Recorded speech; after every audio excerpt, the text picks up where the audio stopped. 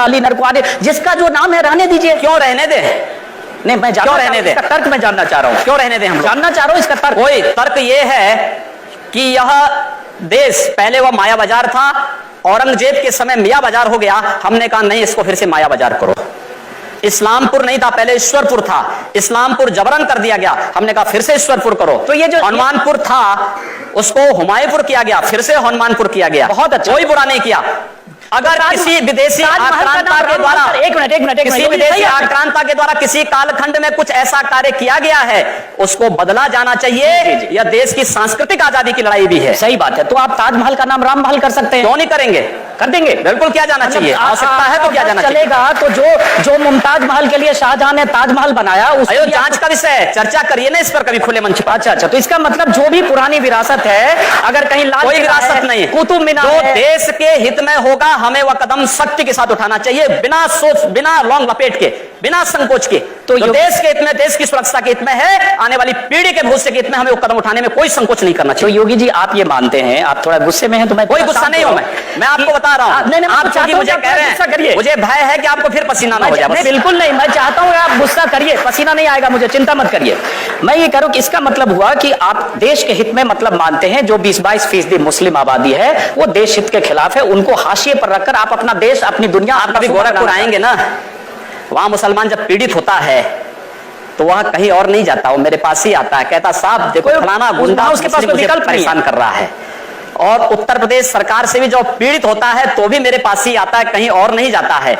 अकेले सांसद हूं जो 2-3-4 घंटे पब्लिक के लिए खुले उसमें बैठता हूं, कोई सुरक्षा नहीं, कोई तामझाम नहीं, कोई भी आए अपनी बात कहें, और फिर अगर बातचीत से मानेंगे ठीक, नहीं तो आंदोलन का रास्ता वहां तय होता है। हर एक व्यक्ति की सुरक्षा और हर एक व्यक्ति का विकास आपको देखना गोरखपुर में जाकर के। एक बार इसको ये बोलेंगे, हर एक व्यक्ति मतलब हिंदू हो या मुसलमान, जो भारत का नागरिक है वो हमारा नागरिक है, उसमें जाति मत और पंथ कहां की बात आती है? जब अरे मैं सनातन हिंदू धर्म का उपासक बदलना चाहते हैं, सनातन हिंदू धर्म का उपासक हूं, सर्वे भवन्तु सुखिनः और सर्वे सन्तु निरामया की बात करता हूं।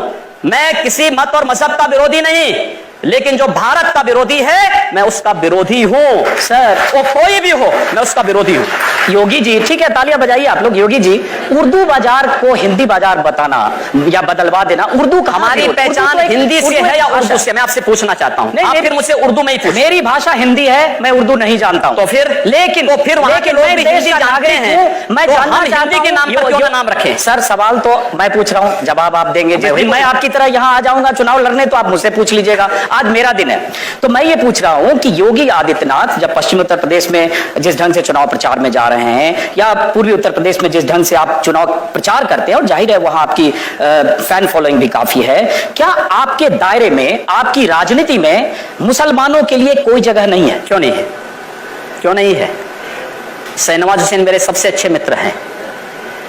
अब डॉक्टर एपीजे अब्दुल कलाम को जब माननीय अटल बिहारी वाजपेयी जी ने राष्ट्रपति के लिए खड़ा किया था, सबसे पहला सांसद था जिन्होंने समर्थन किया था। भारत का मुसलमान डॉक्टर एपीजे अब्दुल कलाम बने, शहनवाज हुसैन जैसा बने, पहला व्यक्ति रहूंगा जो समर्थन करेगा। लेकिन अगर यहां पर कोई ओसामा बिन लादेन को और औरंगजेब जैसे दुर्दांत लोगों को अपना आइकॉन मान करके भारत के अंदर पाकिस्तान का झंडा लहराएगा, तो फिर उनके उन विषैले फनों को सख्ती के साथ कुचलने के लिए भी सबसे पहले योगी आदित्यनाथ। यकीनन अगर भारत में कोई पाकिस्तान का झंडा लहराने की घटनाएं हुई हैं, करेगा, लेकिन होना चाहिए। लेकिन ये कहकर आप पूरी आबादी को ये नहीं, पूरी आबादी की बात नहीं की भारत में पाकिस्तान का पूरी आबादी की बात नहीं। एक बार हम सवाल लेते हैं। हाँ, आप जिन हिंदू हितों की बात कर रहे हैं, उनमें से बहुत से हिंदुओं को, जैसे मैं भी हिंदू हूँ, बहुत से हिंदुओं को लगता है कि राम मंदिर की याद आप लोगों को सिर्फ चुनाव के वक्त आती है। तो क्या आपके लिए राम मंदिर का मुद्दा सिर्फ चुनाव लड़ने का एक जरिया है, मुद्दा है, या इसके बारे में आप लोग अभी कुछ करेंगे? नहीं, हम लोग करेंगे। मैं कल ही रायपुर में राम मंदिर का उद्घाटन करके आया हूँ। भगवान राम का ननिहाल है, और भगवान राम के ननिहाल में राम मंदिर का निर्माण हो चुका है। और ज्योतिषीय जो गणना है वो ये बताती है कि भगवान राम के ननिहाल में मंदिर का निर्माण अयोध्या में राम मंदिर के निर्माण का मार्ग प्रशस्त करेगा। लेकिन योगी जी जो उन्होंने सवाल, लेकिन तारीख नहीं बताएंगे। मंदिर भी बनेगा और समय आने पर तारीख भी बताएंगे। लेकिन योगी जी ये जो सही कहा, उन्होंने सवाल पूछा कि राम मंदिर की बात चुनाव के ठीक पहले होने लगती है। जैसे ही अभी चुनाव की तारीखों का ऐलान हुआ, केशव मौर्य जो प्रदेश अध्यक्ष हैं, उनकी तरफ से आ गया कि उत्तर प्रदेश में बहुमत की सरकार दो तो राम मंदिर बनाएंगे। जैसे बहुमत की सरकार मिलकर सब 2/3 विधायक जाकर वहां सीधे मंदिर बना देंगे। जब आपकी केंद्र में बहुमत की सरकार है, जब बड़े नेता बात करते हैं तो कानून तय तय करेगा, लेकिन जब चुनाव आता है तो आप हो या केशव मौर्य या फिर राम मंदिर के कुछ तो धैर्य रखिए। मैं समझता हूं राज्य सरकार की बड़ी भूमिका है। 1986 में जब अयोध्या में राम जन्मभूमि का ताला खुला था तो कोर्ट ने राज्य सरकार से पूछा था कि लॉ एंड ऑर्डर को आप बनाए पाएंगे। राज्य सरकार ने लिख के दिया। मैं श्रद्धांजलि दूंगा स्वर्गीय वीर बहादुर सिंह जी को, जिन्होंने उस समय राम मंदिर के इश्यू को लेकर के, और स्वर्गीय प्रधानमंत्री श्री राजीव गांधी जी को, जिन्होंने 89 में अयोध्या से कांग्रेस के चुनाव प्रचार का शुभारंभ किया था।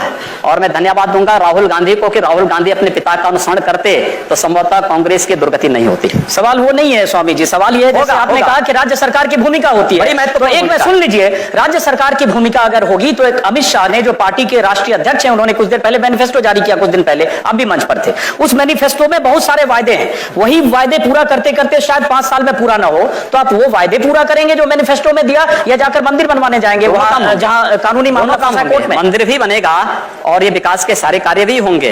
हमारा विकास कार्य जाति, मत और मजहब से ऊपर उठ करके होगा, सबके लिए होगा, सबका साथ और सबके विकास की बात होगी। जब ये आप बोलते हैं ना योगी जी कि जात मजहब इन सब से ऊपर उठ के होगा, तो बहुत दिलचस्प लगता है, क्योंकि जब फिर आपके बयान पढ़ने लगते हैं तो लगता है जो आप बोल रहे हैं